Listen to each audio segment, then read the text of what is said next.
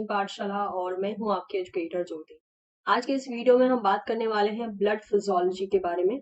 और ये टॉपिक आपको कॉमन मिल जाएगा जेनेटिक्स में, biochemistry as well as animal physiology. तो ये एक ऐसा ब्लड का टॉपिक ऐसा है कि आपको सभी चीजों में कॉमन मिल जाएगा और कुछ हद तक इसका पोर्शन सेल बायोलॉजी के बेसिस पे भी डील किया जाता है जब हम उनके सरफेस प्रोटीन के बारे में बात करते हैं। तो ये है मास्टर क्लास नंबर 4। इससे पहले 3 क्लासेस हम डील कर चुके हैं जिसमें हमने काफी डिटेल में ब्लड ग्रुप को डील किया था, टाइप ऑफ ब्लड ग्रुप्स पढ़े थे, एंटीजेंस पढ़े थे। इन केस अभी तक आपने उन वीडियोस को नहीं देखा है तो आप उन वीडियोस को देख सकते हैं। साथ ही साथ मैंने प्लेलिस्ट भी क्रिएट कर दी है मास्टर क्लासेस की, तो आप उसके थ्रू भी उसे एक्सेस कर सकते हैं। तो आज के इस चैप्टर में या आज के इस मास्टर क्लास 4 में हम स्टडी करने वाले हैं ब्लड फिजियोलॉजी के बारे में। बहुत सारी बातें हम डिस्कस करेंगे ब्लड फिजियोलॉजी से रिगार्डिंग कि ये क्या है, कैसे काम करते हैं। एंड बिलीव मी, इसके बाद आपको एक बहुत अच्छा खासा इंफॉर्मेशन आपके पास आ जाएगा रिगार्डिंग योर ब्लड। ओके, क्योंकि ऐसी बहुत सी चीजें हैं जो कि शायद आपको पता हो, कुछ चीजें आपको पता नहीं भी हो सकती हैं। So let's proceed. तो सबसे पहले अगर हम बात करते हैं ब्लड क्या है, ठीक है, तो अगर इन केस सबसे पहले अगर हम वॉट की बात करते हैं, वॉट, तो ब्लड की जब भी हम बात करते हैं तो आपने पहले भी पढ़ा होगा इन केस अगर कभी आपको मौका मिला है पढ़ने का तो। अदरवाइज ब्लड को हम क्या कहते हैं, ब्लड को हम कनेक्टिव टिश्यू के नाम से जानते हैं, ठीक है। कोई कोई बुक इसको आपको लिक्विड टिश्यू के नाम से भी मेंशन करेगा, लिक्विड टिश्यू। तो कनेक्टिव टिश्यू क्या होते हैं, वो टिश्यू या फिर वो टिश्यू का फॉर्म जो कि बहुत सी चीजों को आपस में कनेक्ट करना चाहता हो। और ब्लड हमारी बॉडी में क्या करता है, आपको पता है कि हमारी बॉडी में जितने भी सेल्स हैं वो ऐसे ही फ्री फॉर्म में होके घूम नहीं रहे हैं हमारी बॉडी में। वो एक पर्टिकुलर सबस्ट्रेटम पे अटैच रहते हैं और अपनी जगह पे, अपने एक एरिया जो उनको एलोकेट किया गया है उसी एरिया में वो रहते हैं। बट बात यहाँ पे ये आती है कि क्या उस एरिया में रहते हुए उनको उनके जरूरत की सारी चीजें मिल जाती हैं, जैसे कि न्यूट्रिएंट मिलना, गैसेस मिलना, ऑक्सीजन मिलना, क्या ये सारी चीजें मिल पाती हैं? तो आंसर इज नो, उनको अपने एरिया में रहते हुए चीजें नहीं मिल सकती हैं। तो तब कौन हेल्प करता है, तब ये कनेक्टिव टिश्यू जो है वो हेल्प में आते हैं। और इसी कनेक्टिव टिश्यू का एग्जांपल क्या है, इसी कनेक्टिव टिश्यू का एग्जांपल है ब्लड, ठीक है। तो ब्लड को जो है हम एज अ कनेक्टिव टिश्यू मानते हैं जो कि अलग अलग सेल के पास, अलग अलग ऑर्गन के पास न्यूट्रिएंट, गैसेस, इन सब चीजों को पहुंचाने का काम करता है, वेस्ट को एलिमिनेट करने का काम करता है। तो इन सभी चीजों में ब्लड एक मेजर रोल परफॉर्म करता है क्योंकि सभी चीजें बॉडी में एक जगह पर स्टैटिक बेसिस पे प्रेजेंट रहती हैं। अब किसी को खाना लेना है तो स्कूल की कैंटीन जैसा माहौल नहीं रहता है कि हाँ खाना लेना है तो सभी बच्चे कैंटीन के पास इकट्ठा होंगे, खाना लेंगे और चले जाएंगे।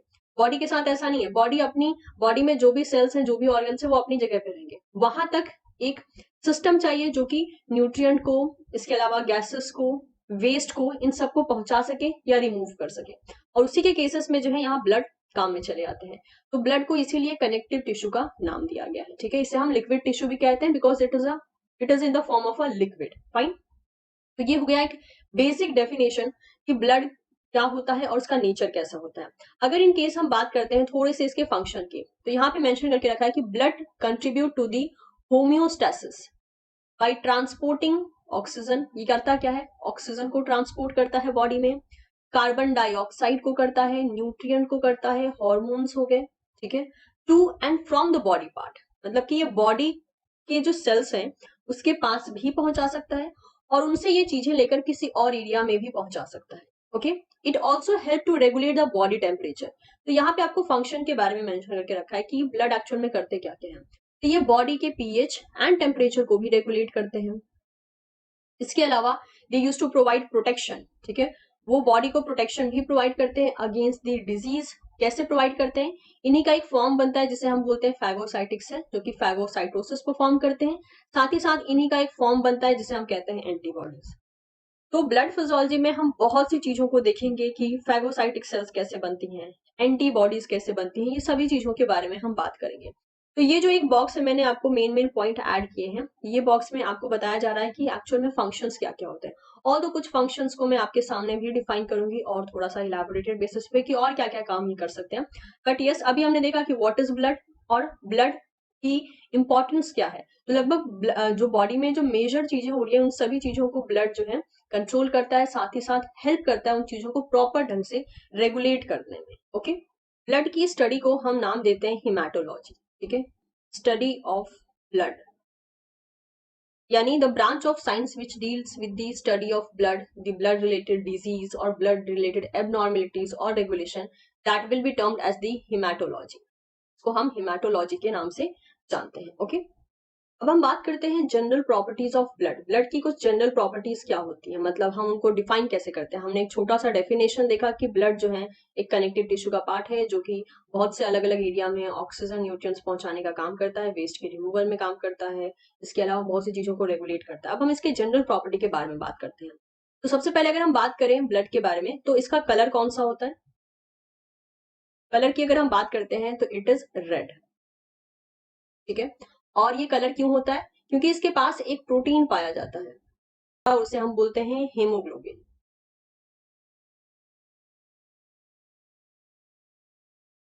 तो ये हीमोग्लोबिन ऑक्सीजन के साथ भी बाइंड करता है, ऑक्सीजन को ट्रांसपोर्ट करने में मदद करता है, साथ ही साथ ब्लड को रेड कलर प्रोवाइड करने में भी मदद करता है। केस अगर हम बात करते हैं, शेप ना बोल के हम ब्लड के कॉम्पोजिशन के बारे में बोले, तो ब्लड किन चीजों से मिलकर बना है। ब्लड मिलकर बना है blood plasma and blood corpuscles. तो blood plasma and blood corpuscles से मिलकर बना है ब्लड। ये कॉर्पसल्स क्या होते हैं, कॉर्पसल्स यानी आप कह सकते हो ऐसे पार्टिकल जो कि ब्लड में फ्लोट हो रहे होते हैं, ठीक है। द फ्लोटिंग पार्टिकल आप कह सकते हो, फ्लोटिंग पार्टिकल्स, उसको हम कॉर्पसल्स कह सकते हैं। और ये ब्लड प्लाज्मा क्या है, ब्लड में पाया जाने वाला जो लिक्विड फॉर्म होता है, ठीक है। It is a liquid form, it is a liquid form. तो यानी आप ये कह सकते हो कि ब्लड एक ऐसा कंपोजिशन है जिसमें कि लिक्विड भी है और कुछ पार्टिकल्स भी हैं जो उसके अंदर फ्लोट कर रहे हैं। जो खाली लिक्विड, अगर हम कॉर्पसल्स को निकाल देते हैं और खाली जो लिक्विड बच जाता है उसे हम यही ब्लड प्लाज्मा रिगार्ड करते हैं, और जो उसके अंदर पार्टिकल्स फ्लोट हो रहे हैं उसे हम कॉर्पसल्स कहते हैं। अब इसका अमाउंट कैसे कैसे वैरी करता है अगर हम देखें तो जो प्लाज्मा होता है वो ब्लड का 2/3% ऑक्यूपाई करके रखता है। यानी ब्लड की अगर हम बात करते हैं तो उस ब्लड में 2/3 पोर्शन ब्लड प्लाज्मा ऑक्यूपाई करके रखता है। एंड इसके अलावा जो कॉर्पसल्स होते हैं वो 1/3 पोर्शन को ऑक्यूपाई करते हैं ब्लड। ये है इनका ओवरऑल फंडा। और अगर डिटेल में देखें कि कैसे काम करते हैं, तो ब्लड प्लाज्मा अगर हम परसेंटेज के बेसिस पे बात करें तो ब्लड प्लाज्मा लगभग 55% देखा जाएगा एंड कॉर्पसल्स 45%।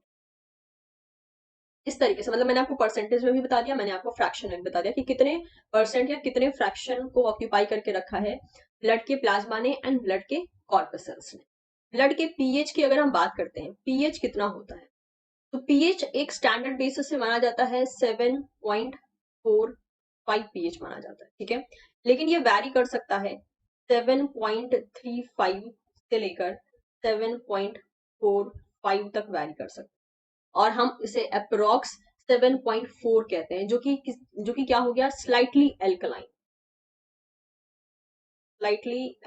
हो गया है, यानी टुवर्ड द बेसिक आप कह सकते हो पीएच की तरफ ये शिफ्ट कर गया है। अब इन केस जब देखा जाता है तो ब्लड जो होता है, ब्लड का अगर कंसिस्टेंसी देखा जाए तो वाटर के कंपैरिजन में ब्लड जो है थोड़ा सा विस्कस होता है, यानी थोड़ा सा गाढ़ा होता है, ठीक है।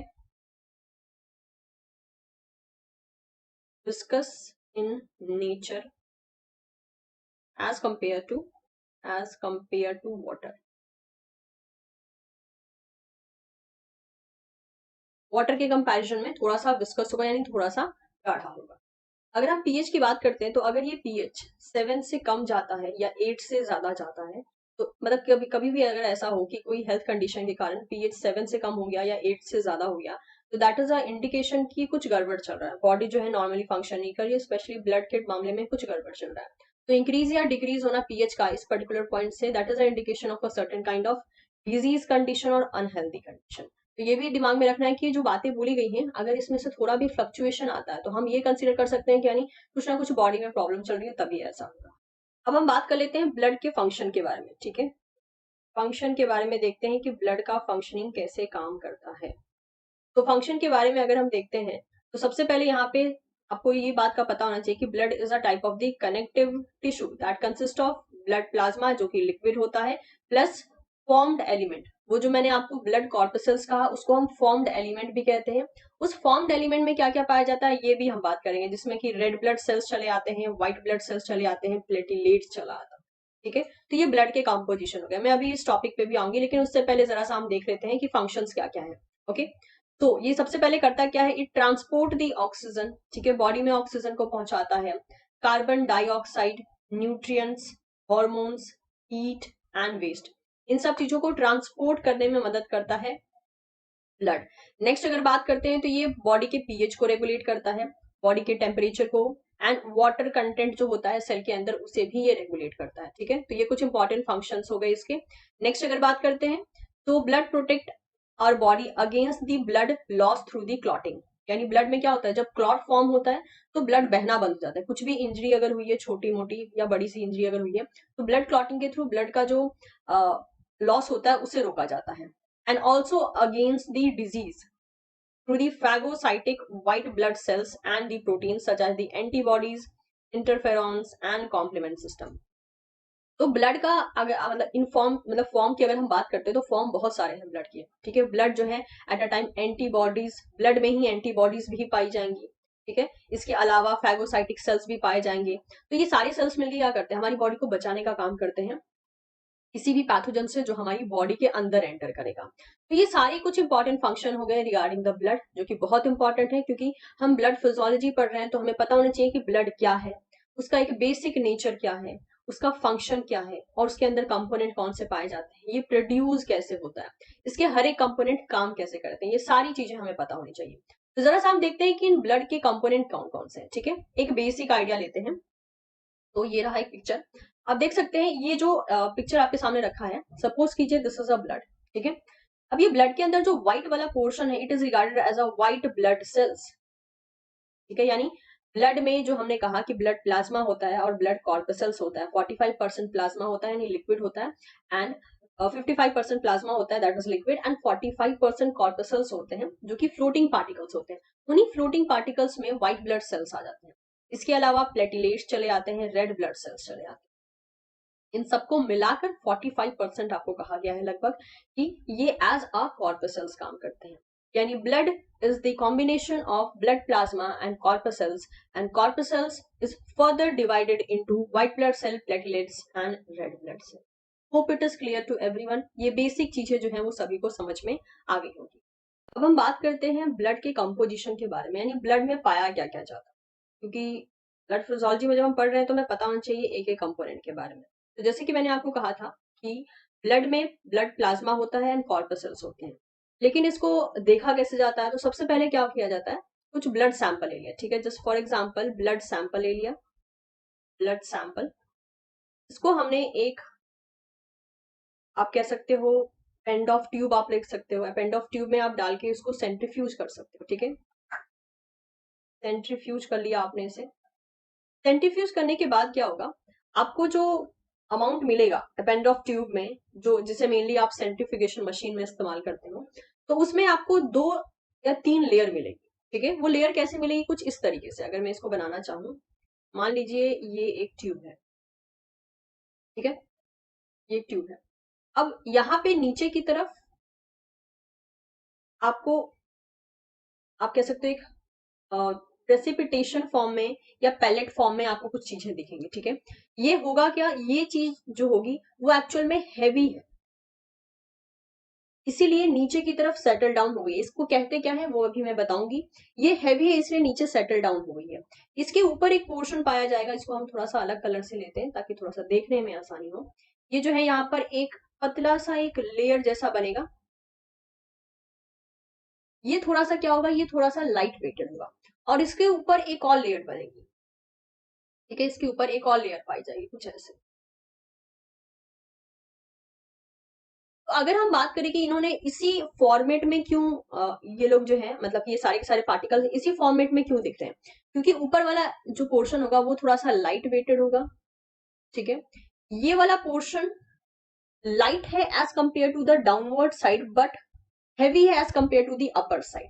ठीक है, यानी अगर हम इसको इस तरीके से कहें कि मान लीजिए this is a first portion, this is a second portion and this is a third portion जो हमें मिल रहा है आफ्टर सेंट्रीफ्यूगेशन। हमने ब्लड लिया, अपेंड ऑफ ट्यूब में एक पर्टिकुलर स्पीड पे हमने उसको सेंट्रीफ्यूगेशन मशीन में रखा और सेंट्रीफ्यूज कर दिया। उसके बाद जो हमें सीक्वेंस मिलेगा वो कुछ ऐसे मिलेगा कि सबसे ऊपर वाला एरिया जो होगा वो हमें थोड़ा सा लाइट येलो कलर में दिखेगा। और वो सबसे ऊपर क्यों दिख रहा है? बिकॉज वो सबसे ज्यादा लाइट वेटेड होगा। नेक्स्ट उसके नीचे एक छोटा सा पतला सा एक लाइनिंग टाइप का आपको एक एरिया मिलेगा। वो उसके नीचे क्यों आया? क्योंकि वो पहले वाले से थोड़ा सा हैवी था लेकिन नीचे वाले से लाइट था, और सबसे नीचे वाला सबसे हैवी था, दैट इज वाई वो सबसे नीचे आया। इसी को बाद में नाम देकर क्या कह दिया गया? ये जो ऊपर वाला है इसको हम कह देते हैं प्लाज्मा। ओके, ये हो गया प्लाज्मा। सेकेंड वाला जो है इसे हम कह देते हैं buffy coat. Buffy coat. And third वाले पोर्शन को हम कह देते हैं आरबीसीज। तो यानी हम कह सकते हैं plasma is the light weighted among all these three, and buffy coat is lighter than the RBC but it is heavier than the plasma, that is why वो मिडिल में है। And RBC is heaviest among all the three. इस तरीके से हमें जो है ये तीन देखने को मिल जाएगा, तीन आपको अलग अलग सीक्वेंस के बेसिस पे तीन कंपोनेंट देखने को मिल जाएंगे। अब इसी को इन्होंने यहाँ पे दिखा रखा है, लेकिन ये इसलिए मैंने बताया क्योंकि आपको पता होना चाहिए कि हमारे पास आया कैसे। तो जब हमने सेंट्रीफ्यूज किया उसके बाद हमें ये तीन पोर्शन देखने को मिला, तीन पार्ट देखने को मिला। अब हम इसको प्रॉपर बेसिस पे डील करेंगे कि ये काम कैसे करता है, हम इसको और फर्दर कैसे डिवाइड कर सकते हैं। तो यू कैन सी ये जो पहला वाला पोर्शन है इसी को हम कह रहे हैं प्लाज्मा। का अमाउंट आपको देखने को मिल रहा है 55% ऑफ टोटल ब्लड। जितना भी ब्लड लिया है उसमें हमें 55% प्लाज्मा मिला है।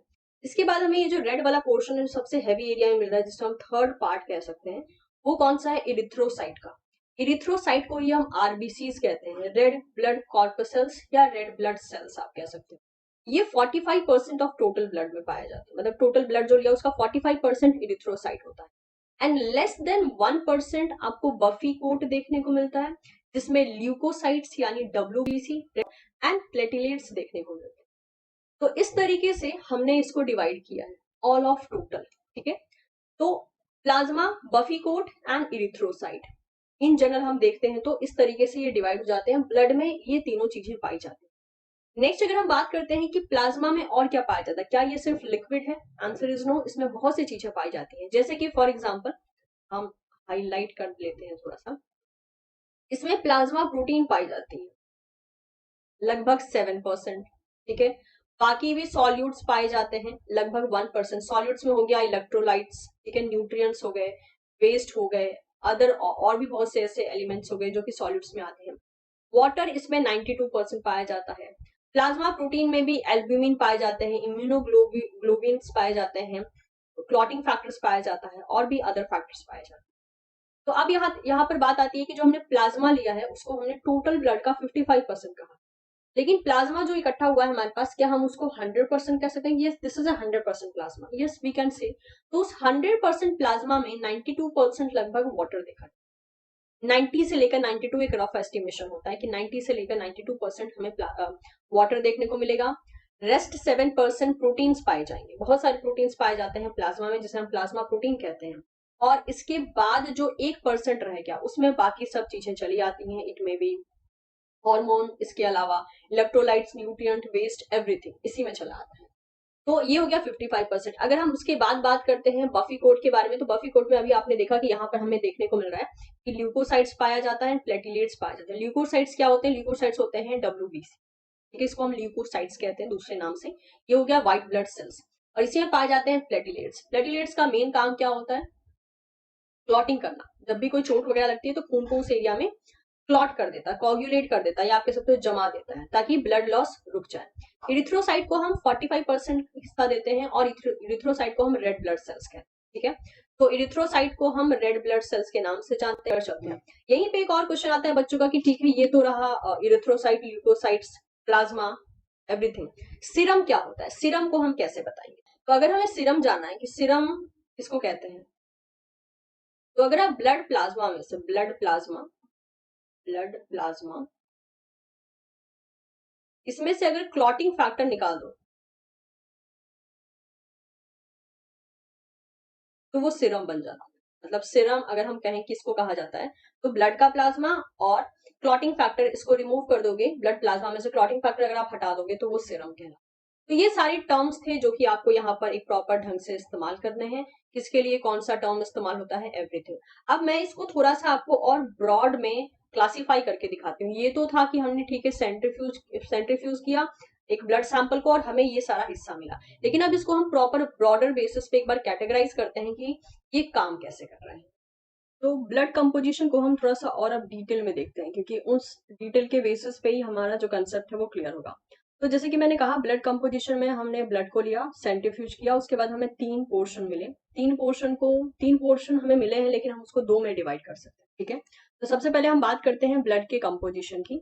मैं यहाँ पे इस ढंग से डिवाइड कर लेती हूँ, ब्लड कंपोजिशन।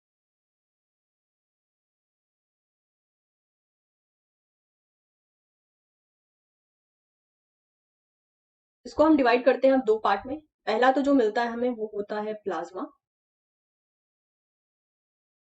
प्लाज्मा जो कि हमें लगभग 55% मिल रहा होता है, ठीक है। एंड सेकेंड पोर्शन जो हमें मिलता है उसे हम 2 नाम देते हैं, या तो फॉर्म्ड एलिमेंट, ओके, या फिर इसी को हम ब्लड कॉर्पसेल्स भी बोलते हैं, ब्लड। तो ये हो गए ब्लड कॉर्पसेल्स।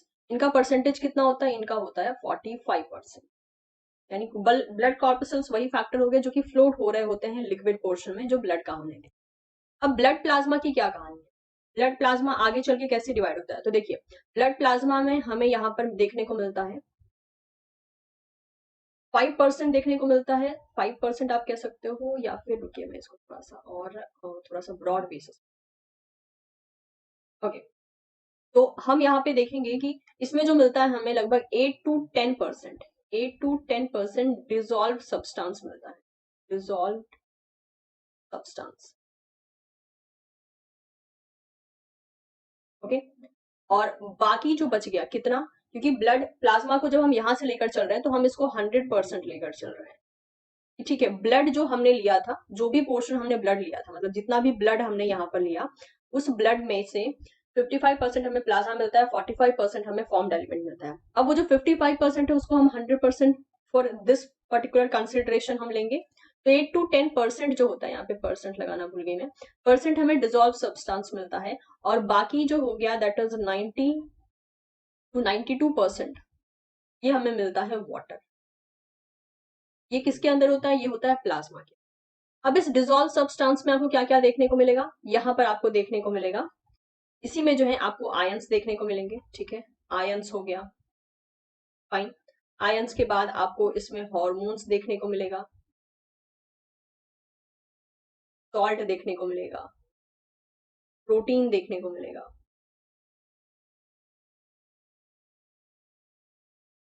न्यूट्रिएंट देखने को मिलेगा, मेटाबोलाइट्स मिलेंगे यहाँ पे। और इसमें भी आपको इस बात का ध्यान रखना है कि जो प्रोटीन है, इस 8 to 10% में से 7% तो ये प्रोटीन ही ले लेता है, बाकी पोर्शन ये सारी की सारी चीजें ले लेती है, ईटीसी यहाँ पर ऐड कर दे। इतना कुछ हमें देखने को मिलेगा कहाँ पर, यहाँ पे, ठीक है। यहाँ पे हमें लगभग इतना कुछ देखने को मिलेगा। अब आते हैं फॉर्म्ड एलिमेंट में, क्योंकि यहाँ पे हमारा जो कैटेगराइजेशन है वो थोड़ा सा बदल जाएगा। और फॉर्म्ड एलिमेंट में क्या होता है, फॉर्म्ड एलिमेंट में आपको देखने को मिलेगा यहाँ पर आरबीसी। पहला पोर्शन लेते हैं हम, आरबीसी, जिसे हम रेड ब्लड सेल्स बोलते हैं, इसे हम इरिथ्रोसाइट भी बोलते हैं, इरिथ्रोसाइट। इसके बाद मिलेगा हमें डब्ल्यूबीसी, हम ल्यूकोसाइट्स कहते हैं।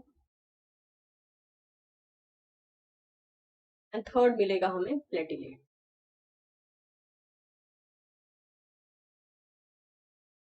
ये हो गए फॉर्म्ड एलिमेंट या फिर ब्लड कॉर्पसेल्स आप कह सकते हैं। ये था 45%। लेकिन अगर इन केस हम बात करते हैं कि इसका कितना कितना पोर्शन कैसे काम करता है, तो सबसे ज्यादा जो कॉर्पसेल्स होते हैं उसमें आरबीसी का ही अमाउंट सबसे ज्यादा पाया जाता है, ठीक है।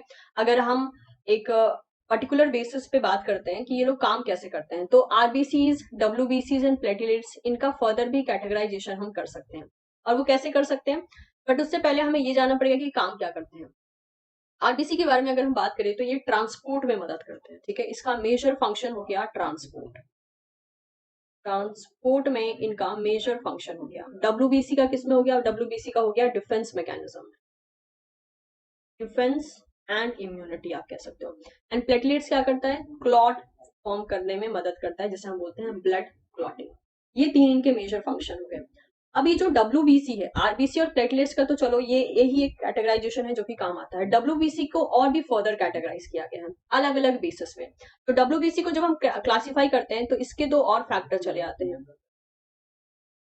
एक को हम बोलते हैं ग्रैनुलोसाइट्स, ग्रैनुलोसाइट्स, एंड दूसरे को हम बोलते हैं ए ग्रैनुलोसाइट।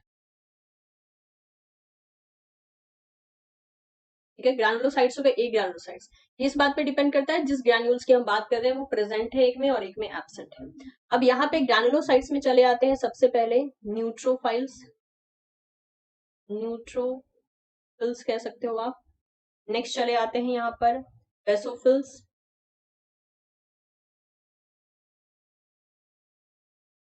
और थर्ड चले आते हैं इओसिनोफिल।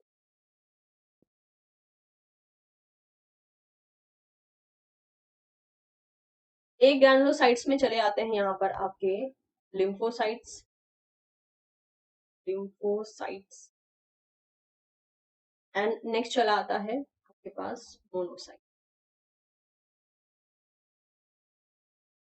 अगर और फर्दर कैटेगराइजेशन बताऊं, थोड़ा सा और डिटेल में लेके चलती हूँ।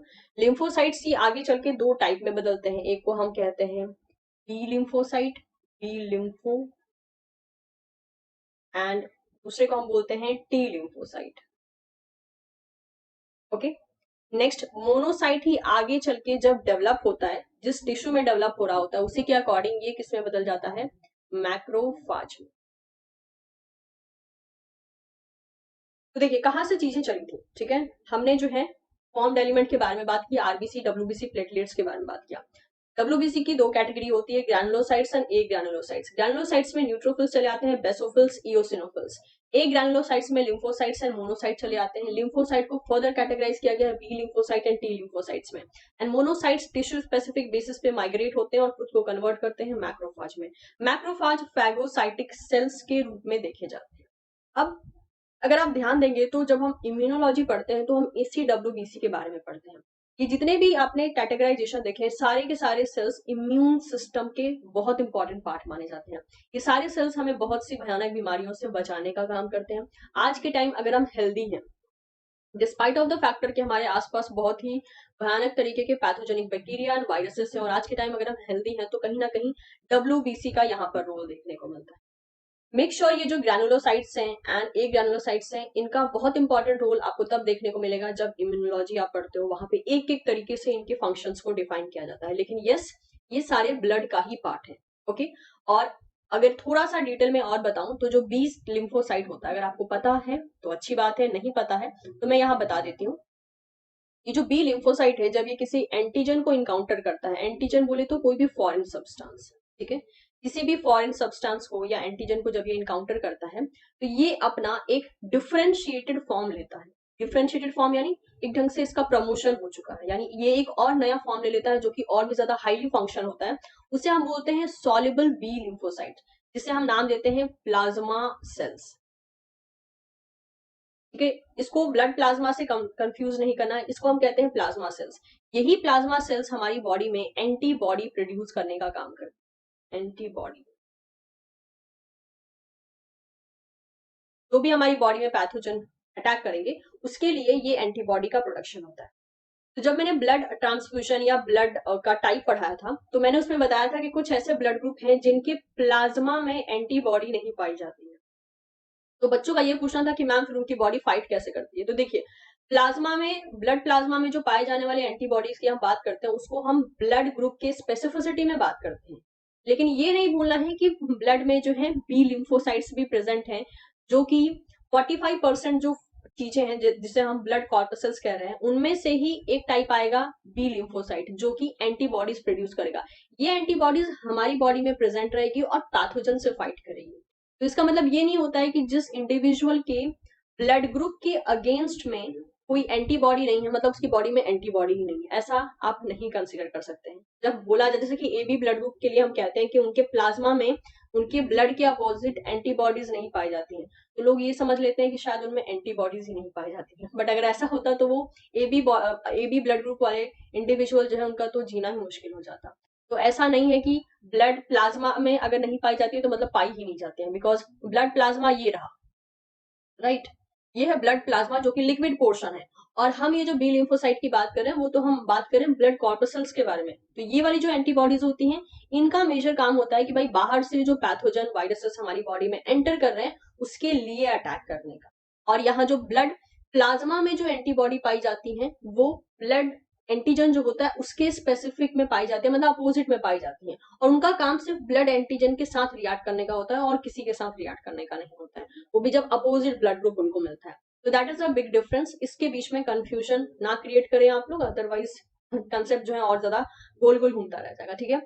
तो ये हो गया एक प्रॉपर कंपोजिशन। उम्मीद करती हूँ काफी कुछ क्लियर हो गया होगा। यहीं से मैं एक और चीज आपको बता देती हूँ फैगोसाइट्स के बारे में, ठीक है।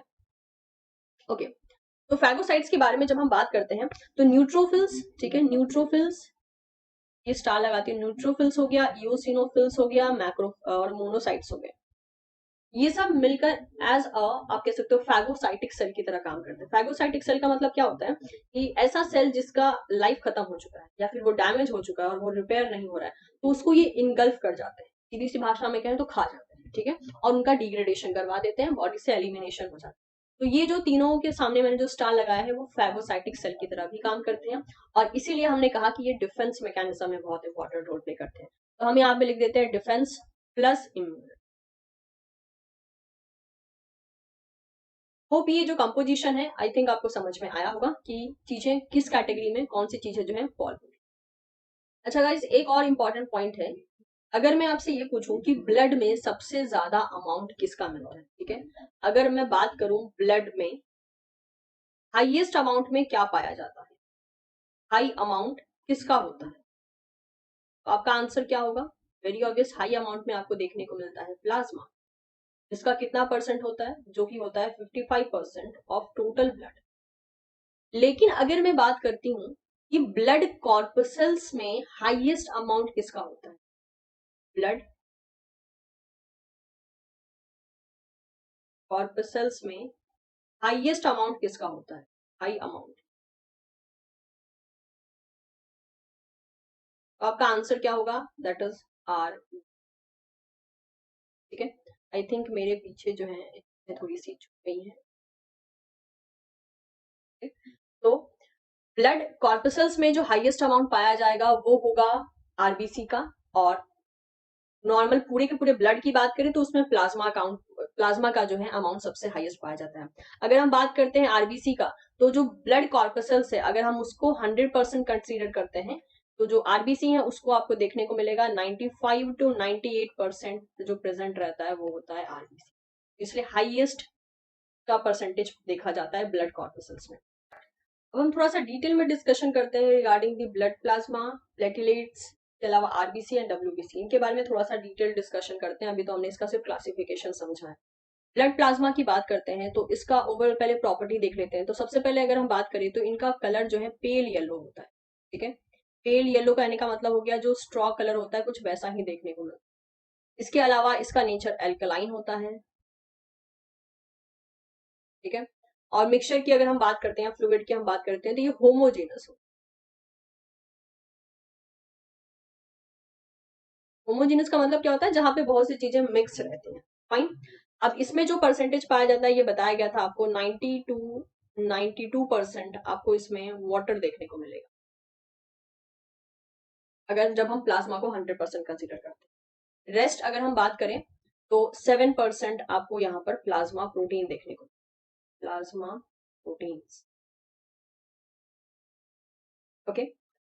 और मतलब ओवरऑल अगर 8 to 10% बात करते हैं तो डिजॉल्व सब्सटेंस कहते हैं, उसमें हम 7% प्रोटीन को लेते हैं।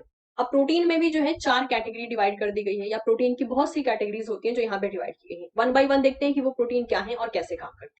तो प्रोटीन की अगर हम बात करते हैं तो प्रोटीन कुछ इस टाइप से देखी गई है, दैट इज एल्ब्यूमिन, एल्ब्यूमिन हो गया, ग्लोबिन हो गया, फाइब्रिनोजन हो गया, अब ये जो ग्लोबिन प्रोटीन है, अगर आपने नाम सुना हो, तो ग्लोबिन प्रोटीन्स का ही एक टाइप होता है इम्यूनोग्लोबिन्स, जो कि हमारी बॉडी में एज अ एंटीबॉडी पाया जाता है। अब इसमें क्या देखा जाता है, ग्लोबिन को हम थोड़ा सा फर्दर क्लासिफाई करते हैं, तो इसमें आपको देखने को मिलेगा अल्फा 1, ठीक है, इसके अलावा अल्फा 2, बीटा मिलेगा आपको, एंड गामा मिलेगा। ओके, तो ये जो ग्लोबिन गामा होते हैं या गामा ग्लोबिन आप कह सकते हो, इसी के टाइप को डिवाइड किया गया है एंटीबॉडीज। अब जरा सा हम देख लेते हैं ब्लड प्लाज्मा में कौन कौन से सब्सटेंस हैं, जिसका हम एक्चुअल में एक आउटलाइन देख चुके हैं, लेकिन ये करते क्या क्या है, ठीक है। तो देखिए, ये जो टेबल आपके सामने मैंने मेंशन किया है, ये एक्चुअल में काफी ज्यादा ह्यूज है। सभी चीजों को याद रखना माइट बी पॉसिबल ना हो, लेकिन वी विल बी ट्राइंग कि हम मैक्सिमम चीजों को याद रखें। अब बात ये आती है कि क्या इससे क्वेश्चन आते हैं, तो यस, जहां भी ब्लड का पोर्शन पूछा जाता है वहां पे इस पोर्शन से रिलेटेड क्वेश्चन पूछे जाते हैं, क्योंकि हमारे लिए ये एरिया कॉम्प्लेक्स हो सकता है, लेकिन जो क्वेश्चन बनाते हैं ऑब्वियसली उनके लिए ये एरिया काफी ज्यादा इंटरेस्टिंग हो जाता है। तो जो मेन एरिया है कि कौन सी चीजें काम करती हैं, वो होता है मेनली प्लाज्मा प्रोटीन के मामले में, कि कौन सी प्लाज्मा प्रोटीन है और मेनली वो क्या काम कर रही होती है। तो जरा सा देख लेते हैं कि ब्लड प्लाज्मा में क्या क्या चीजें पाई जाती हैं, और एक आउटलाइन देख लेते हैं कि वो काम क्या करती हैं। अभी हमने देखा कि ब्लड प्लाज्मा का मतलब ही होता है कि liquid portion of the blood, ठीक है, जिसमें कि आपको लगभग 90.52 या फिर 92% आपको वाटर कंटेंट देखने को मिल सकता है। ओके, नेक्स्ट बात करते हैं प्लाज्मा प्रोटीन, जो कि हमारा मेन फोकस है। इसका लगभग 7% आपको देखने को मिलता है प्लाज्मा के अंदर। ये मेनली लिवर के थ्रू प्रोड्यूस किया जाता है। ओके, जो पहला प्रोटीन है इसके अंदर, उसका नाम है एल्ब्यूमिन। आई, एल्ब्यूमिन एक टाइप का प्लाज्मा प्रोटीन है। अगर हम बात करते हैं कि ये करता क्या है, तो it help to maintain the osmotic pressure, osmotic pressure को मेंटेन रखता है, which is an important factor in the exchange of fluid across the blood capillary wall. और एल्ब्यूमिन का एक बहुत इंपॉर्टेंट रोल होता है, वो बहुत एक इंपॉर्टेंट फैक्टर की तरह काम करता है जब फ्लूइड का एक्सचेंज हो रहा होता है through the blood capillary wall, तो उस टाइम पे एल्ब्यूमिन ऑस्मोटिक प्रेशर को मेंटेन करने में हेल्प करता है। नेक्स्ट आता है ग्लोब्यूलिन्स। ये ग्लोब्यूलिन्स क्या करते हैं, they are also the type of plasma protein only, लेकिन इनका काम क्या होता है, इसका ही एक दूसरा टाइप होता है जिसे हम कहते हैं इम्यूनोग्लोबुलिन्स, जो कि हमारा मेनली प्रोटेक्शन में हेल्प करते हैं, डिफेंस में हेल्प करते हैं। They help to attack viruses and bacteria, ये वायरसेस एंड बैक्टीरिया को अटैक करने में मदद करते हैं। Alpha and beta globulin transport ions, lipids and fat soluble vitamin. तो ये करते क्या है, ग्लोबुलिन्स में भी हमने देखा था कि ग्लोबुलिन्स में अल्फा देखा था, बीटा देखा था, गामा भी देखा था हमने, तो जिसमें से अल्फा एंड बीटा का मेन काम होता है ट्रांसपोर्ट करवाना आयरन का, लिपिड का या फिर फैट सॉल्युबल विटामिन का। लेकिन अगर गामा की बात करें तो गामा मेनली एंटीबॉडीज के फॉर्म में रिगार्ड होते हैं, और वो भी डिफेंस मैकेनिज्म में मदद कर रहे होते हैं। तीसरा जो प्रोटीन है जिसे हम बोलते हैं फाइब्रिनोजन, जो कि अगेन एक टाइप का लार्ज प्रोटीन प्रेजेंट होता है मेनली इन दी प्लाज्मा प्रोटीन, और इसका मेन काम होता है ब्लड क्लॉटिंग में मदद करना। यानी प्लाज्मा प्रोटीन के जो तीन टाइप है, एल्ब्यूमिन, ग्लोबुलिन, फाइब्रिनोजन, इनका भी अपना अपना फंक्शन है। एल्ब्यूमिन की बात करें तो ये स्मॉलेस्ट होता है, एंड ग्लोबुलिन एक लार्ज प्रोटीन है अलॉन्ग विद द फाइब्रिनोजन, जो कि एक अगेन लार्ज प्रोटीन है। इसके अलावा इसमें 1.5% इलेक्ट्रोलाइट पाया जाता है, nutrients, gases, regulatory substance and waste product, जिसके यहाँ पे फंक्शन मेंशन करके रखा है, आप इसको पढ़ सकते हैं। जो मेन मेन एरिया था कि ये प्रोटीन्स क्या करते हैं वो मैंने आपको बताया।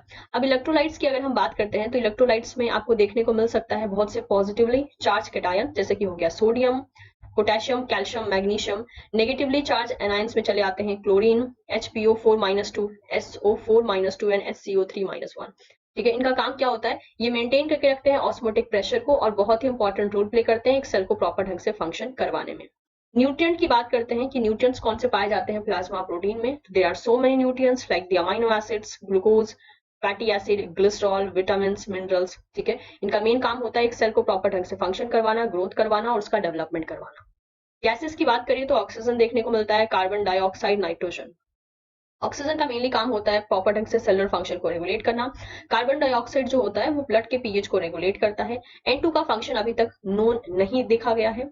रेगुलेटरी सब्सटेंस के मामले में जो पाथवे को रेगुलेट करते हैं, चीजों को रेगुलेट करते हैं, उनमें एंजाइम्स चले आते हैं, हार्मोन्स, विटामिन चले आते हैं। एंजाइम्स की बात करें तो ये केमिकल रिएक्शन को कैटालाइज करते हैं। हार्मोन्स का काम होता है मेटाबॉलिज्म, ग्रोथ एंड डेवलपमेंट को रेगुलेट करना। विटामिन एज अ को फैक्टर काम करते हैं जब एंजाइम प्रॉपर ढंग से परफॉर्म कर रहा होता है।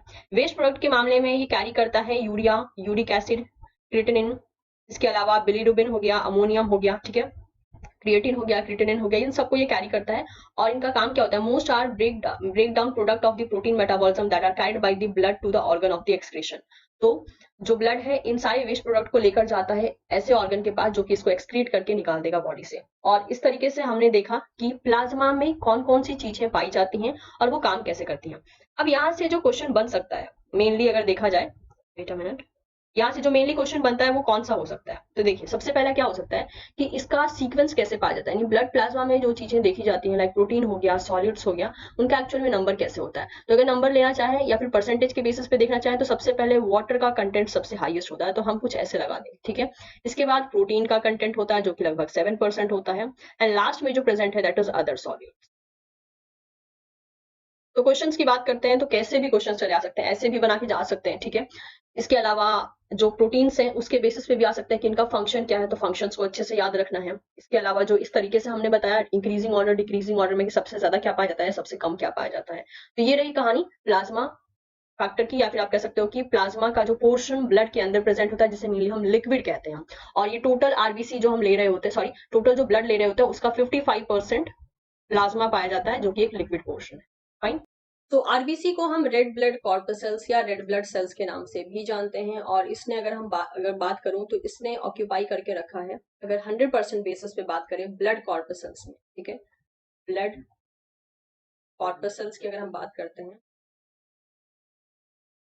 खाली ब्लड कॉर्पसल्स की बात करती हूँ तो मैं 95 से 98% इसने ऑक्यूपाई करके रखा है। और अगर मैं बात करती हूँ ब्लड की, खाली ब्लड का कितना परसेंट ऑक्यूपाई करके रखा है, तो ब्लड के केस में इसने 45% ऑक्यूपाई कर।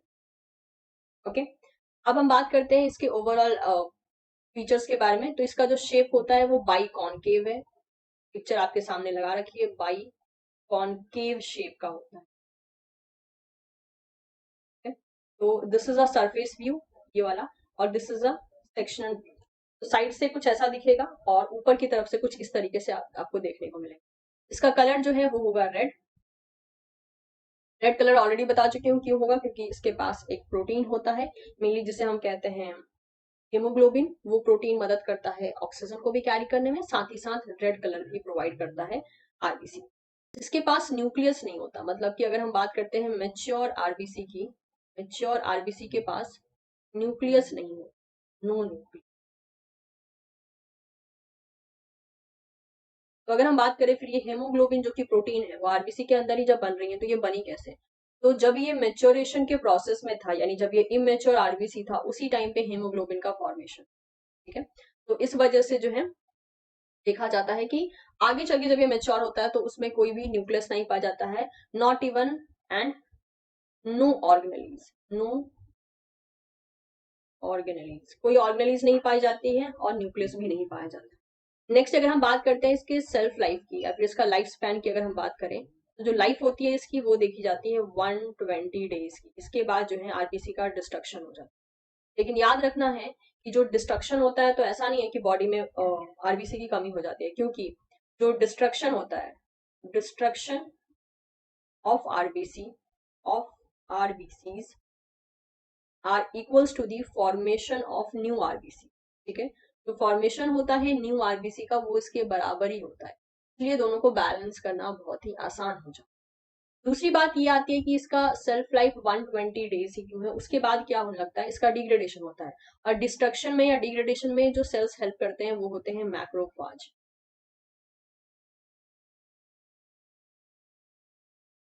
तो होता क्या है एक्चुअल में कि देखिए आरबीसी के पास अपना प्लाज्मा मेम्ब्रेन है, उसके प्लाज्मा मेम्ब्रेन पे बहुत से प्रोटीन्स पाए जाते हैं, लेकिन आज बिकॉज इसके पास न्यूक्लियस नहीं है, कोई ऑर्गेनेलिज नहीं है, तो जैसे जैसे ये अपनी लाइफ स्पेंड कर रहा होता है हमारी बॉडी में, इसके पास भी बहुत से ऐसे डिफेक्ट्स चले आते हैं। डिफेक्ट्स यानी डैमेज होता है। ये डैमेज होने के बाद रिपेयर होने का तो कोई ऑप्शन ही नहीं है, क्योंकि इसके पास अपना न्यूक्लियस नहीं है, तो ना ही डैमेज के लिए कोई प्रोटीन बना सकता है, ना ही किसी और ऑर्गेनेलिज की मदद ले सकता है।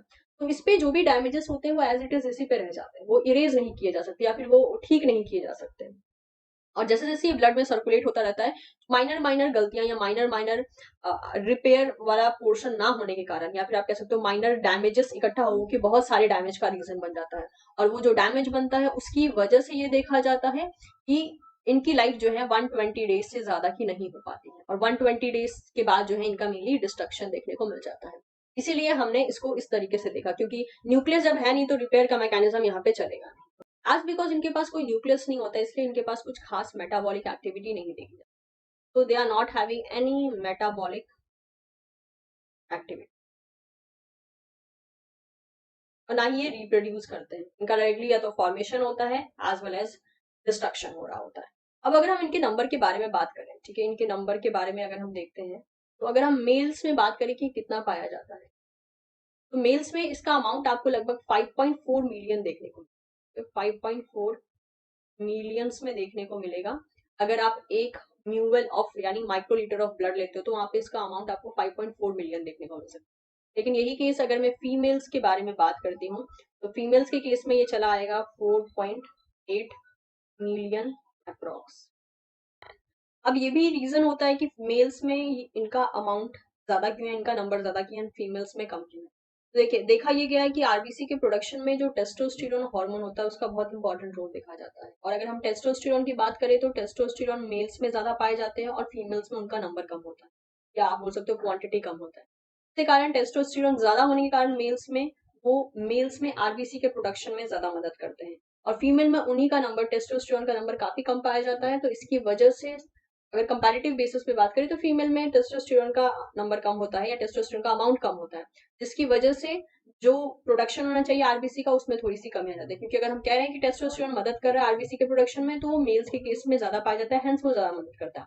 दूसरा ये चीज होता है कि फीमेल्स में आज बिकॉज मंथली साइकिल भी जाती है, तो उसकी वजह से भी ब्लड का लॉस देखा जाता है। तो ये दो रीजंस अभी तक फिलहाल में कंसिडर किए गए हैं जिसकी वजह से फीमेल्स के अंदर आरबीसी का नंबर मेल्स के कंपैरिजन में थोड़ा सा कम पाया जाता है। 6 पॉइंट की अगर हम बात करें तो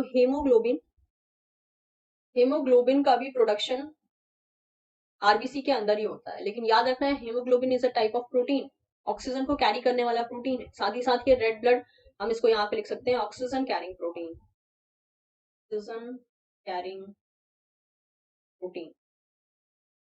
और इतना ही नहीं, ये आरबीसी को रेड कलर भी प्रोवाइड करता है। तो हीमोग्लोबिन का प्रोडक्शन आरबीसी के अंदर ही होता है, बट बात वही आती है कि न्यूक्लियस तो है नहीं, फिर कर कैसे रहा है, एमआरएनए कैसे बना रहा है। तो जब इनिशियल टाइम में इमेच्योर आरबीसीज होते हैं तो उनके पास न्यूक्लियस प्रेजेंट होता है, ठीक है, जिसकी वजह से वो उसी टाइम में हीमोग्लोबिन का प्रोडक्शन कर लेते हैं।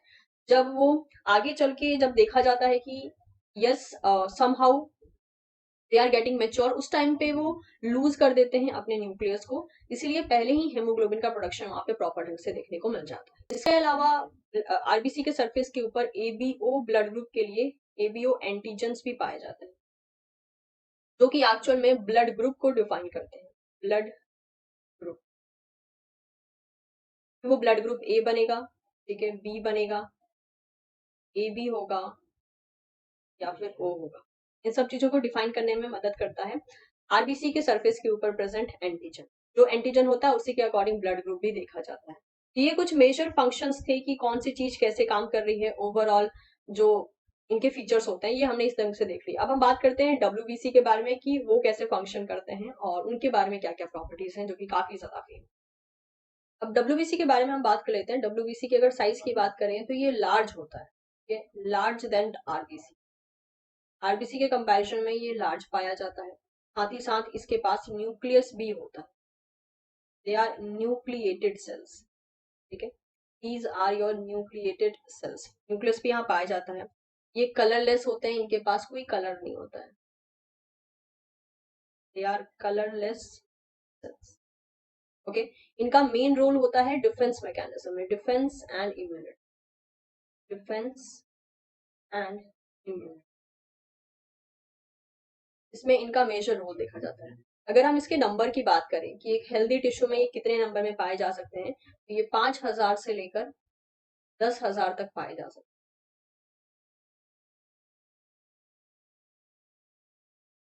अगर हम एक 1 माइक्रोलीटर ब्लड की बात करते हैं तो इतने में लगभग 1 माइक्रोलीटर में इतने डब्ल्यूबीसी पाए जा सकते हैं, क्योंकि इनका वैसे ही नंबर काफी ज्यादा कम है। मेक श्योर अगर डब्ल्यूबीसी के नंबर में अगर बहुत ज्यादा अचानक से इंक्रीमेंट चला आता है तो दैट इज द इंडिकेशन कि कोई ना कोई इन्फेक्शन हो गया है हमारी बॉडी में या कोई पैथोजन एंटर कर गया, तभी हमें डब्ल्यूबीसी का अमाउंट इतना हाई देखने को मिल रहा है। क्योंकि this is a normal amount जो कि बॉडी में पाया जाएगा, लेकिन अगर कोई इन्फेक्शन आता है तो ये हमारी बॉडी को डिफेंड करते हैं, इम्यूनिटी प्रोवाइड करते हैं, तो जिसकी वजह से इनका नंबर बढ़ जाता है, क्योंकि वो उस टाइम पे फाइट कर रहे हो। इसके अलावा अगर हम बात करते हैं कि मान लीजिए अगर इनका नंबर डिक्रीज हो जाता है, यानी सीधी सी बात है शायद पूरा प्रोडक्शन नहीं हो रहा है, जहां से इनका प्रोडक्शन होता है वहां पे प्रोडक्शन प्रॉपर ढंग से देखा नहीं जा रहा है, इसलिए ये केस देखने को। अब इन्हीं को फर्दर और डिवाइड किया गया, जो अभी हमने देखा था, neutrophils, eosinophils, basophils, lymphocytes and monocytes. इन्हीं के बेसिस पे इसको डिवाइड किया गया है, जो कि ऑब्वियसली हम प्रीवियस सेक्शन में देख चुके हैं, तो दोबारा से यहाँ लिखने की जरूरत नहीं है, क्योंकि वो सारे फीचर्स इसी के अंदर इंक्लूड हो जाते हैं। मेक श्योर डब्ल्यूबीसी में जो है फैगोसाइट्स भी चले जाते हैं, they can be phagocytes, they can be phagocytes, phagocytes, ठीक है। ये फैगोसाइट्स भी हो सकते हैं, यानी फैगोसिटाइज कर सकते हैं अपने टारगेट सेल्स। अब हम बात करते हैं प्लेटलेट्स के बारे में, ठीक है। प्लेटलेट्स देखने को बहुत ज्यादा स्मॉल होते हैं, अगर हम इनके साइज की बात करें as compare to the RBC and WBC, काफी ज्यादा स्मॉल होते हैं। स्मॉलेस्ट कंपोनेंट आप कह सकते हो इन अ ब्लड, ठीक है, smallest component in blood. Irregular shape के हो सकते हैं ये, इरेगुलर शेप के हो सकते हैं, ओके। इनके पास ग्रैन्यूल्स हो सकता है, हैव ग्रैन्यूल्स, लेकिन इनके पास न्यूक्लियस नहीं पाया जाता है, no nucleus. Just like the RBC, इनके पास न्यूक्लियस नहीं। दूसरी अगर हम बात करते हैं तो इनको एक और नाम दिया जाता है जिसे हम कहते हैं थ्रोम्बोसाइट्स, थ्रोम्बोसाइट्स, अदर नेम आप कह सकते हो। लेकिन ध्यान रखने वाली बात यह है कि थ्रोम्बोसाइट्स एक्चुअल में एक क्लॉटिंग फैक्टर पाया जाता है लोअर वर्टिब्रेट में। अकेले थ्रोम्बोसाइट की बात करें तो it is a nucleated cell, जो कि लोअर वर्टिब्रेट में पाया जाता है। और हम जिस प्लेटलेट्स की बात कर रहे हैं वो प्लेटलेट्स हायर वर्टिब्रेट्स में पाया जाता है। तो लोअर वर्टिब्रेट्स में पाया जाने वाला थ्रोम्बोसाइट जो कि न्यूक्लिएटेड होता है, उसका काम होता है लोअर वर्टिब्रेट में क्लॉटिंग करवाना। और प्लेटलेट्स जो है बिल्कुल थ्रोम्बोसाइट जैसा काम करता है। तो प्लेटलेट्स को कहा गया it is a thrombocyte like factor. And finally उसको जो है हायर वर्टिब्रेट में भी इसको नाम दे दिया गया थ्रोम्बोसाइट्स का ही। लेकिन अगर लोअर वर्टिब्रेट में अगर आप थ्रोम्बोसाइट्स की बात करेंगे तो they are having the nucleus. लेकिन हमने प्लेटलेट्स को ये दूसरा नाम दे दिया है थ्रोम्बोसाइट, क्योंकि ये थ्रोम्बोसाइट जैसा काम करता है, इसीलिए हम इसको फिलहाल में अगर इसमें कंसिडर करते हैं तो हम बोलेंगे they are not having any nucleus. तो आपको आई थिंक यहाँ से ये चीज समझ में आ गई होगी कि थ्रोम्बोसाइट्स, थ्रोम्बोसाइट्स इसको इसलिए कहा गया क्योंकि इसको इसका फीचर्स उससे काफी ज्यादा मिलता जुलता था, ओके। ओके, यहाँ पे एक स्पेलिंग मिस्टेक हुई, it is a thrombocytes, fine. इनका मेजर रोल देखा गया है ब्लड क्लॉटिंग में, ठीक है। ब्लड क्लॉट करने में इनका मेजर रोल देखा गया, ब्लड क्लॉटिंग में ये मदद करते हैं। नेक्स्ट की अगर हम बात करते हैं तो इनके नंबर की अगर हम बात करें, 1 माइक्रोलीटर ऑफ ब्लड में इनका नंबर कितना पाया जाता है, ये लगभग 1.5 लाख से लेकर 3 लाख तक के हो सकते हैं।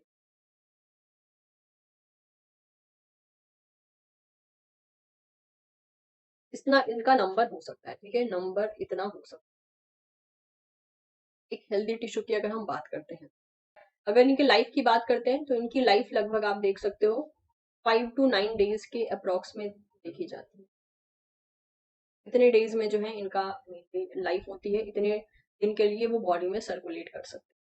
तो अब इन केस हम बात करते हैं ओरिजिन ऑफ ब्लड कॉर्पसल्स के बारे में, कि ये जो ब्लड कॉर्पसल्स होते हैं उनका ओरिजिन कैसा होता है, या ये कहाँ पर सिंथेसाइज होते हैं। तो इन जनरल अगर देखा जाए तो जो टर्म हम इस्तेमाल करते हैं वो होता है हेमोपोइसिस। का मतलब होता है process of blood cell formation, process of blood cell formation. लेकिन ये जो ब्लड सेल फॉर्मेशन होता है वो 2 स्टेजेस पे होता है। एक तो आप कह सकते हो एम्ब्रियोनिक स्टेज, जब किसी बच्चे ने जन्म नहीं लिया है, या बिफोर बर्थ कंडीशन आप कह सकते हो, तो वो हम केस ले लेते हैं यहाँ पर ड्यूरिंग एम्ब्रियोनिक स्टेज, या फिर आप इसे कह सकते हो before birth condition, before birth. उस टाइम पे ये ब्लड कौन कौन से ऑर्गन में सिंथेसाइज होते हैं, लिवर, स्प्लिन, थाइमस, यहाँ पे इनका फॉर्मेशन होता है। लेकिन जब इनका बर्थ हो जाता है या बर्थ से लगभग कुछ मंथ पहले ही इनका फॉर्मेशन का जो एरिया होता है वो चेंज हो जाता है। तो इसे हम लिखते हैं आफ्टर बर्थ, आफ्टर बर्थ ये ब्लड का, ये जो सारे के सारे ब्लड कॉर्पसल्स है, इनका फॉर्मेशन कहाँ शुरू हो जाता है?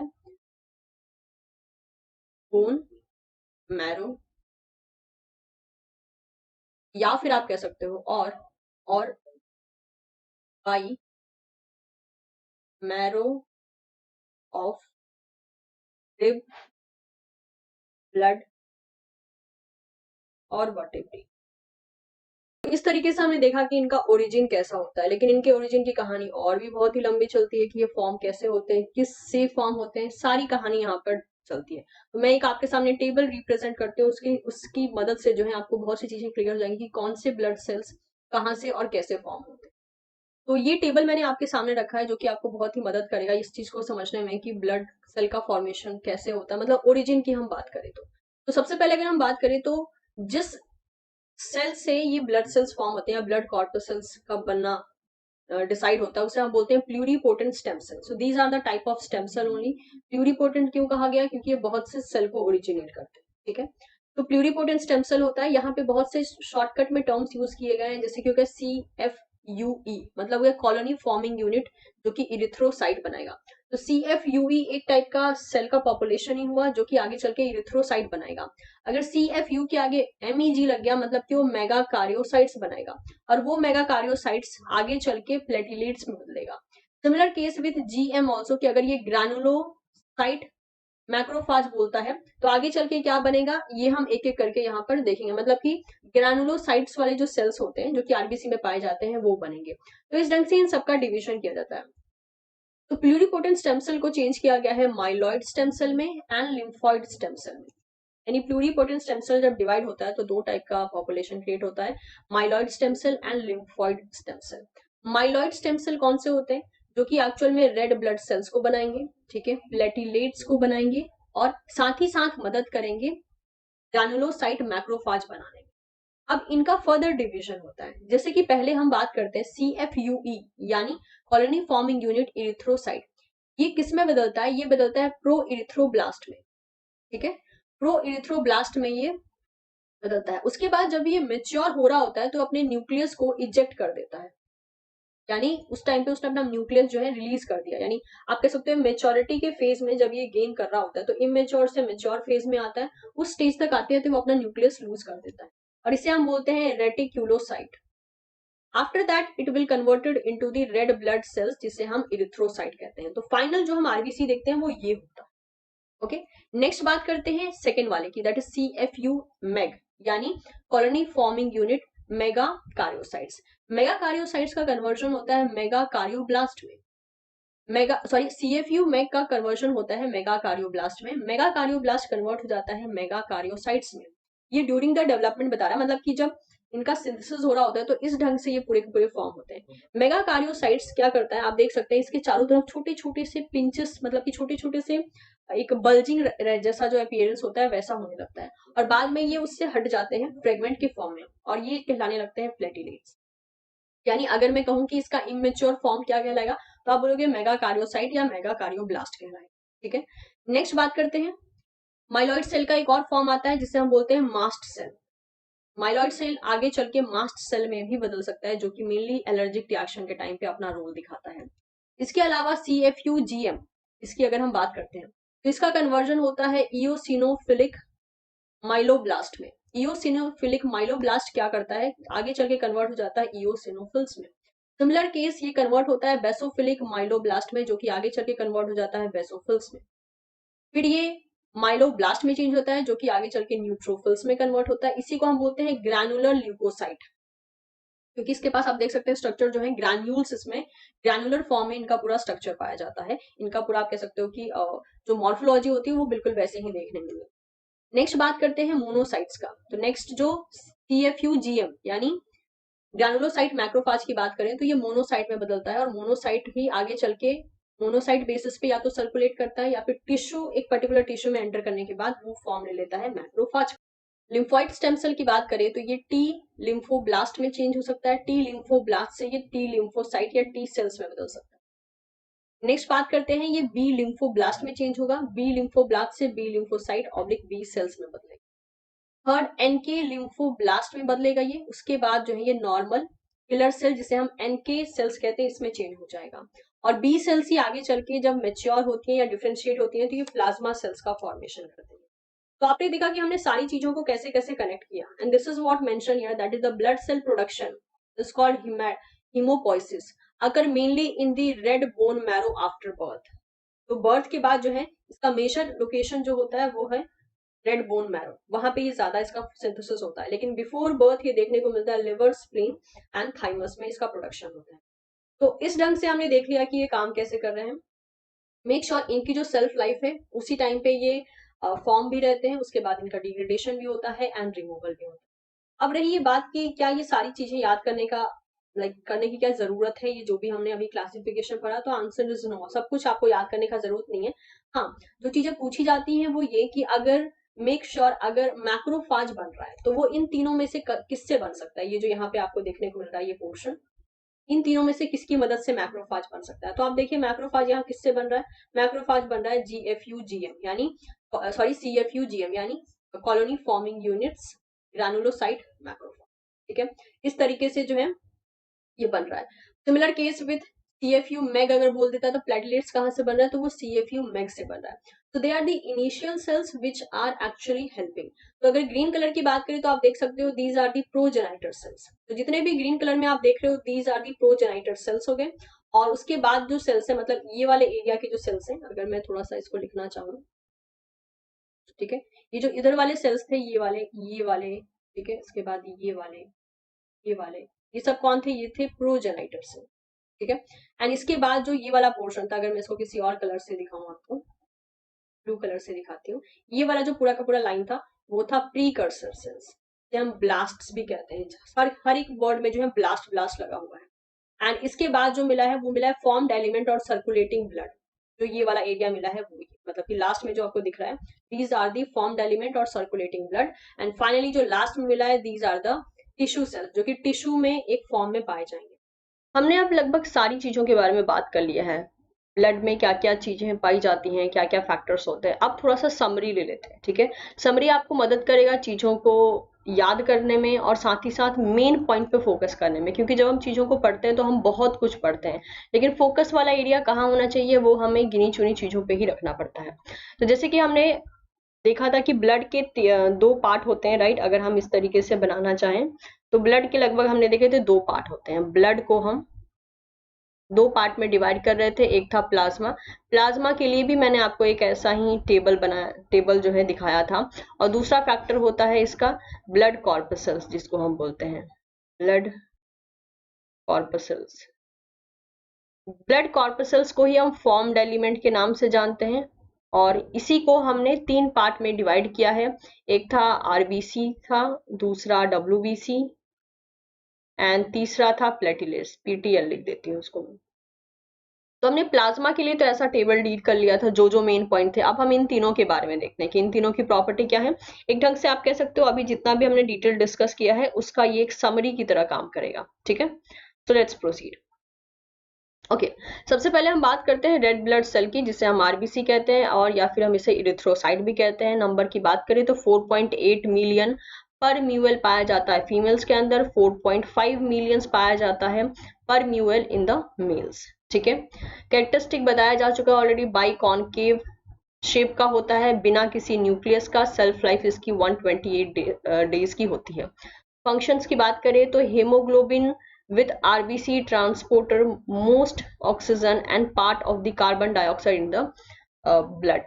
तो हेमोग्लोबिन क्या करता है, हेमोग्लोबिन जो RBC के अंदर प्रेजेंट रहता है वो ट्रांसपोर्ट करता है मैक्सिमम ऑक्सीजन को as well as carbon dioxide को इन द ब्लड, यानी ऑक्सीजन को मेनली पहुंचाता है बॉडी के अंदर एंड कार्बन डाइऑक्साइड को बॉडी के बाहर लेकर जाता है। ठीक है, तो वो करने में कौन मदद करता है, हेमोग्लोबिन। ठीक है, इसका मेन काम ही होता है कि ऑक्सीजन को कैरी करके हमारी बॉडी में पहुंचाए। नेक्स्ट आता है आपके पास WBC, that is a white blood cells, जिसे हम ल्यूकोसाइट्स भी कहते हैं। इसका नंबर 5000 से 10,000 हो सकता है पर म्यूएल ऑफ ब्लड। तो इनका जो ओवरऑल लाइफ होता है फ्यू आवर्स से लेकर फ्यू डेज तक ये रह सकते हैं। इनका मेन काम होता है पैथोजन एंड फॉरेन सब्सटेंस के ऊपर अटैक करना, अगर वो बॉडी में एंटर कर रहे हैं तो। अब व्हाइट ब्लड सेल्स के भी आपने टाइप देखे थे, पहला क्या था? पहला था ग्रैनुलर ल्यूकोसाइट्स, यानी जिनके अंदर ग्रैन्यूल्स पाए जाते हैं। तो ग्रैनुलर ल्यूकोसाइट्स की अगर हम बात करें तो इसमें है न्यूट्रोफिल्स, पहला चला आता है न्यूट्रोफिल्स, ठीक है। Neutrophils 60 to 70% of all our WBC को इन्होंने ऑक्यूपाई करके रखा है, मतलब सबसे ज्यादा अमाउंट, अगर डब्ल्यूबीसी की बात करें तो सबसे ज्यादा अमाउंट न्यूट्रोफिल्स ने कैरी करके रखा है या न्यूट्रोफिल्स ने लेकर रखा है।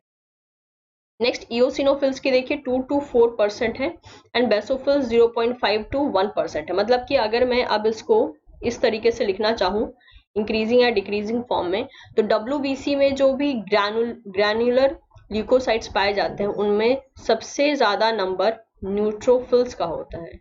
न्यूट्रोफिल्स हो गया, फिर इसके बाद नंबर किसका होता है? इओसिनोफिल्स का, और उसके बाद जो नंबर है वो हो जाता है बेसोफिल्स का। ओके, अब क्वेश्चन आने को ऐसा भी आ सकता है कि डब्ल्यूबीसी के अंदर भी किसका अमाउंट सबसे ज्यादा पाया जाता है, तो आंसर शुड बी न्यूट्रोफिल्स। या फिर क्वेश्चन ऐसे भी आ सकता है कि डब्ल्यूबीसी के केस में सबसे हाईएस्ट अमाउंट सॉरी सबसे लोएस्ट अमाउंट किसका पाया जा सकता है, तो आंसर शुड बी बेसोफिल्स। तो इस ढंग से क्वेश्चंस आ सकते हैं। अब हम बढ़ते हैं बाकी इनके फीचर्स के ऊपर कि ये काम कैसे करते हैं। ओके, सबसे पहले न्यूट्रोफिल्स की बात करते हैं। तो इनका मेन काम होता है फैगोसाइटोसिस को परफॉर्म करना, मेन इसका फंक्शन ही होता है जिसपे कि आपको फोकस करना है। तो न्यूट्रोफिल्स एक बहुत ही अच्छे फैगोसाइटिक सेल्स कहलाते हैं और फैगोसाइटोस कर लेते हैं, चाहे अब जिसको भी इनकाउंटर कर रहे हो, लाइक बैक्टीरिया हो गया, तो अब उनको इनकाउंटर करेंगे तो वो उसको फैगोसाइटोस कर लेंगे, ठीक है। इओसिनोफिल्स की बात करते हैं तो ये मेनली क्या कर सकता है, combat effect of the histamine in the allergic reaction, phagocytize antigen antibodies complex and destroy the certain parasitic worms। तो इसका भी वेरी ऑब्वियस काम किसका है, दैट इज डिफेंस में है। इसका काम होता है हिस्टामिन को प्रोड्यूस करना जब भी एलर्जिक रिएक्शन चल रहा हो। साथ ही साथ एंटीबॉडी एंड एंटीजन के कॉम्प्लेक्स को ये फैगोसाइटोस कर सकता है, यानी फैगोसाइटोसिस के थ्रू इसको डिस्ट्रॉय कर सकता है। साथ ही साथ पैरासिटिक वॉर्म्स को भी ये डिस्ट्रॉय कर सकता है। नेक्स्ट आते हैं बेसोफिल्स। बेसोफिल्स जो होते हैं it liberate the heparin, histamine, serotonin in the allergic reaction that intensify the overall inflammatory response. तो जब एलर्जिक रिएक्शन चल रहा होता है तो बेसोफिल का काम होता है हेपेरिन, हिस्टामिन, सेरोटोनिन इन सब चीजों को रिलीज करना, जो कि मेनली जो ये इन्फ्लेमेटरी रिस्पॉन्स वहां पे ओरिजिनेट हो रहा होता है उस टाइम पे ये मदद कर रहे होते हैं। नेक्स्ट आपको पता है व्हाइट ब्लड सेल्स को जैसे कि दो पार्ट में डिवाइड किया गया था, एक तो थे ग्रैनुलर ल्यूकोसाइट्स, एक थे ए ग्रैनुलर, ठीक है, जिसमें ग्रैन्यूल्स नहीं थे। उसी में चला आता है lymphocyte, that is B cells, T cells and natural killer cells भी इसी में चले आते हैं। तो अगर हम इन जनरल बात करते हैं तो लिम्फोसाइट्स का अमाउंट 20 to 25% होता है अगर हम ए ग्रैनुलर की बात करते हैं, तो 3 to 8% होता है किसका, मोनोसाइट्स का, ऑफ ऑल डब्ल्यूबीसी, ठीक है। अब हम अगर बी एंड टी सेल्स की बात करें तो ये इनका मेन काम ही होता है इम्यून रिस्पॉन्स को मीडिएट करना, सबसे मेजर तरीके से इम्यून रिस्पॉन्स को मीडिएट करते हैं। मोनोसाइट्स आगे चल के मैक्रोफाज में कन्वर्ट हो सकते हैं और ये एक बहुत ही अच्छे फैगोसाइटिक सेल कहला सकते हैं। तो अगर हम देखें तो यहाँ पे आपको देखने को मिल रहा है, अगर हम ओवरऑल डब्ल्यूबीसी को अगर हम रिगार्ड करते हैं, यहाँ तो हमने इसको डिवाइड कर दिया था ए ग्रैनुलर एंड ग्रैनुलर के बेसिस पे, लेकिन अगर हम टोटल डब्ल्यूबीसी को काउंट करते हैं, जैसे कि यहाँ पे 60 to 70% है, ठीक है, यहाँ 2 to 4% है, यहाँ 0.5 to 1% है, इसके बाद यहाँ पे 20 to 25% या 3 to 8% है। तो अगर हम इसको ओवरऑल बेसिस पे देखते हैं तो इसको हम एक और तरीके से डिवाइड कर सकते हैं। ये तो हमने सिर्फ ग्रैनुलर को डिवाइड किया, लेकिन अगर हम चाहते हैं कि हम पूरे को एक साथ डिवाइड करें, ऑल एक साथ में डिवाइड करती हूँ, तो ये कैसे लिख सकते हैं। तो सबसे पहले तो आएगा, इसको मैं शॉर्टकट में थोड़ा लिखती हूँ, न्यूट्रोफिल्स का नंबर सबसे पहले आएगा, राइट, क्योंकि ये 60 to 70% है। नेक्स्ट किसका आएगा, नेक्स्ट हम ले लेंगे लिम्फोसाइट्स को, राइट, लिम्फोसाइट्स का नंबर इसके बाद आ जाएगा, ये हो गया लिम्फोसाइट, इसका नंबर सबसे ज्यादा है। अब इसका नंबर सबसे ज्यादा यानी सबसे पहले ये हो गया, नेक्स्ट कौन हो गया, नेक्स्ट हो गया ये, थर्ड हो गया मोनोसाइट, क्योंकि ये 3 to 8% है, ओके, और ये 2 to 4% है, तो ये हो गया मोनोसाइट, मोनोसाइट। नेक्स्ट हो गया ये fourth, eosinophils, eosinophils. And last हो गया हमारे पास बेसोफिल्स।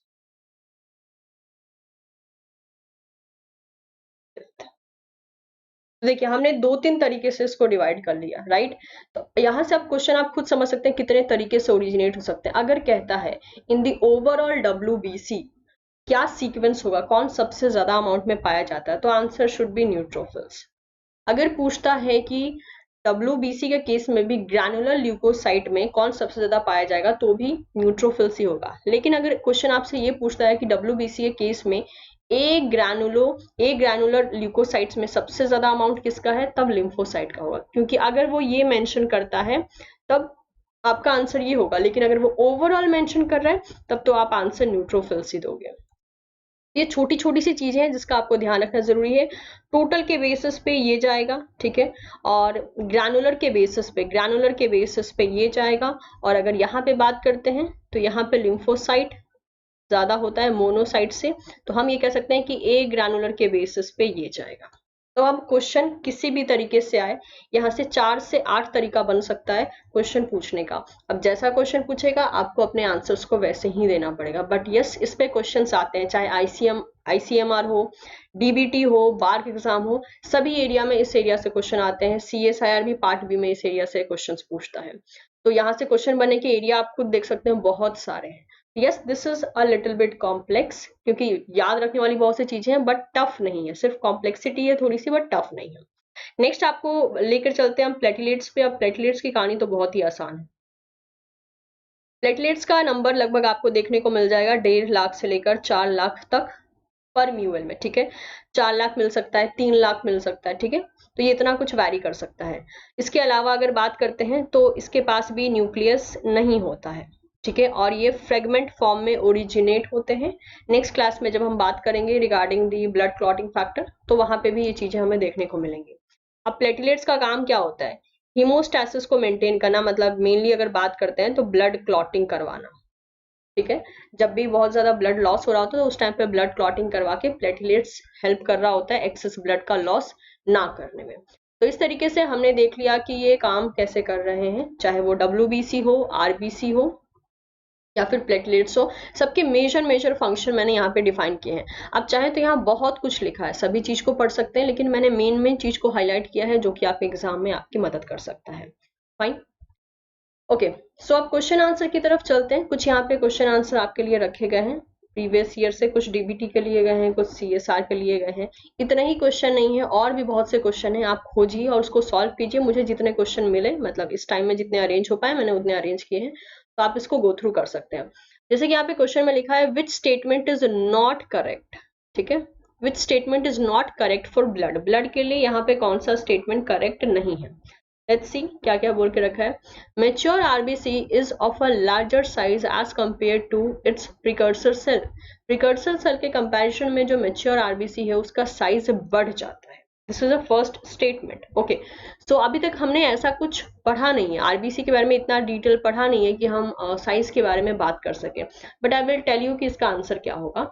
सेकेंड स्टेटमेंट देखते हैं, क्या पता सेकेंड थर्ड फोर्थ हमें पता हो, क्योंकि क्वेश्चन करने के 2 तरीके होते हैं, या तो आपको सही आंसर पता हो तो भी आप पहुंच सकते हो आंसर पे, या तो आपको पता हो गलत ऑप्शन कौन सा है और उसको एलिमिनेट करके भी आप आंसर पे पहुंच सकते हो।